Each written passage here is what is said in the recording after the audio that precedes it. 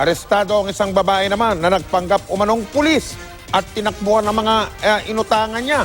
Kabilang na umano sa kanyang mga nabiktima ay mga tiga-Navy. Nakatutok si Mav Gonzalez.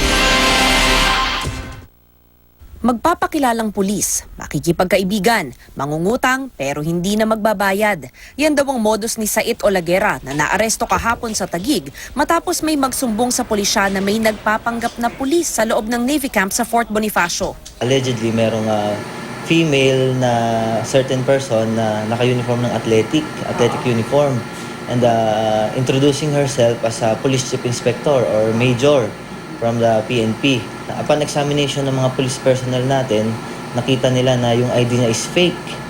And ang medyo nakatawag pansin pa dito sa mga police natin is very seldom naman na yung athletic uniform natin is sinusuot natin outside the camp. Marami na raw na biktima ang sospek, kabilang ang hindi bababa sa 3 miyembro ng Philippine Navy. Internal cleansing namin, tapos meron mga ganitong civilian na yung mga maliliit na act nila is nadudungisan yung pangalan ng PNP.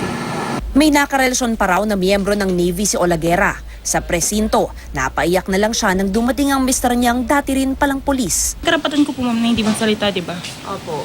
Wala pa akong sasabihin. Ang salaysay ni Olagera sa mga pulis, hindi raw niya intensyong manloko. Nahaharap siya sa kasong usurpation of authority. Hinihikayat ng Taguig Police na magsampa rin ng reklamo sa kanila ang mga tinakbuhan ng pera ni Olagera. Mav Gonzalez, nakatutok, 24 oras.